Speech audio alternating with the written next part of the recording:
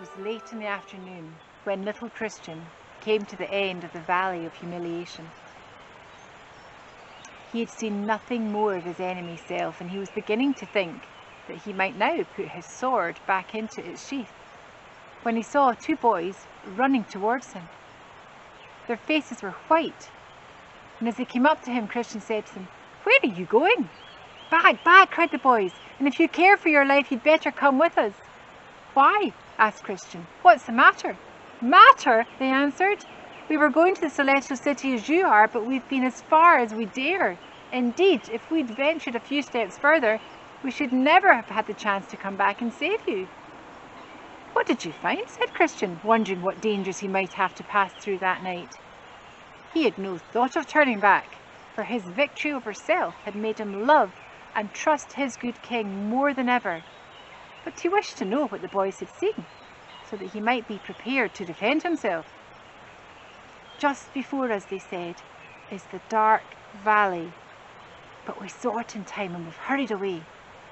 "What's it like?" "It's terrible. It's the most dreadful place we've ever seen, full of darkness, and we could hear cries and groans of people in pain. No doubt they are pilgrims who have been lost there." "The way of the king leads straight through it," said Christian. "Yes," replied the boys. "Then I do not see how we are to escape it." "Oh, you can try if you like," they said, "but if we get to that city at all, it must be by some other road, I think." So they left him, and little Christian went on, keeping his sword in his hand. The dark valley lay much lower than the valley of humiliation.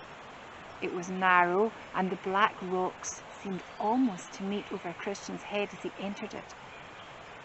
The evening was coming on, and the path was soon surrounded with a thick mist, so that he could scarcely see his hand when he stretched it out before him. Flashes of light kept breaking through the mist, but he did not know whether they were flames of fire or lightning, and the air was filled with terrible sounds, which made his heart beat fast with fear. By the light of the flames, he saw that the path upon which he was walking was a very dangerous one. On his right hand, there was a very deep hollow, and on his left, a marsh, and it was all he could do to prevent himself from slipping into either one or the other. I think that this walk through the dark valley was the worst part of little Christian's pilgrimage. Although he tried to think of the king and his goodness, he could not help being frightened. Little Christian continued on his walk on his own. But then he was comforted in his loneliness by hearing the voice of a pilgrim who was repeating aloud some of the beautiful words which were written in the king's book. It was too dark for him to see who the pilgrim was, but he hoped that it might be faithful and that he would soon be able to overtake him. At last he called out to him, but although Faithful heard Christian speak, he did not know who might be wishing to stop him, so he made no answer. Still, little Christian knew he was there and felt less frightened than when he thought he was alone. Little Christian had no rest that night. He did not dare to lie down and sleep in the dark valley, for he feared lest the wicked soldiers, whom he could hear passing up and down among the rocks, should find him and put him to death, or carry him back to the city of destruction. He was very tired, but he walked bravely on through the mist and darkness, praying in his heart that the king would watch over him. And after a time, he thought of some words which he'd read in the king's book. "He shall give his angels charge over thee."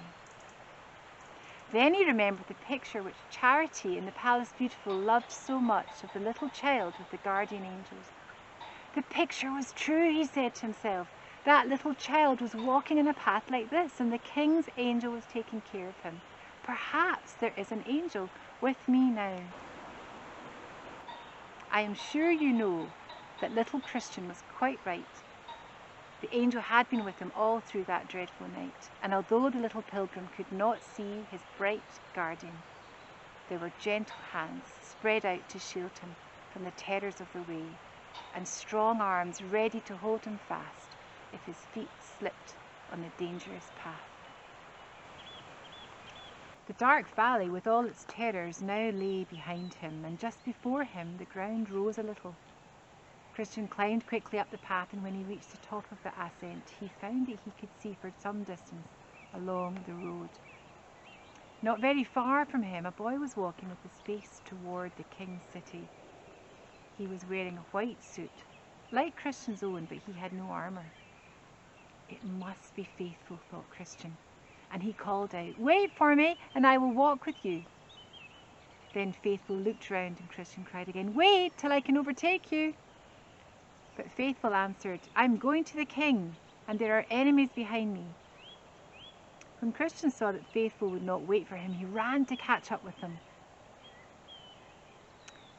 The two boys were very pleased to see each other, for they'd been friends when they were living in the City of Destruction. Faithful had always been quiet and thoughtful, and he and little Christian had sometimes talked together about the king's book and the wonderful stories which the strangers had told them. "Oh, I'm glad I've caught up with you," said Christian. "It would be much nicer to travel together." "Oh, I meant to come all the way with you," replied Faithful, "but you went off so suddenly that I did not know until you were gone." "How long did you stay in the city?" Christian asked. "Only 2 or 3 days. After you left, the boys talked a great deal about the king's messages, but I don't think they really believed them." "What did they say to Pliable?" "Oh, they soon found out where he'd been, for he was all mud when he came back. They laughed at him and would not let him play with them." "They need not have laughed at him," said little Christian. "They would not have come." "No, but they teased him for turning back at the first bit of trouble he came to. I met him the day after, and I was going to ask him about you, but he crossed over the street and pretended he didn't see me." "Oh, I'm very sorry," said Christian. "I thought he would be a real pilgrim, and it was a pity that he went home again. Now tell me all that's happened to you." "Well, I didn't fall into the Slough of Despond," said Faithful, "but I did come to the Hill Difficulty, and I saw a very old man sitting by the side of the road. He asked me whether I was going to the Celestial City, and he said I'd much better come and live with him, for he would be good to me, and when he died I should have all his riches. He was so pleasant that I could not help listening to him, and he almost persuaded me to go with him." "Oh," cried little Christian, "he would have taken you to the wicked prince." "Yes, I'm sure he would.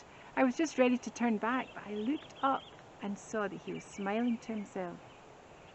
Then it came into my mind that perhaps he was one of the wicked prince's servants. So I said, 'I will not go.' Then he was very angry and told me he would send someone after me to hurt me. However, I escaped from him and went up the hill." "Did he send anyone?" asked Christian. "Yes.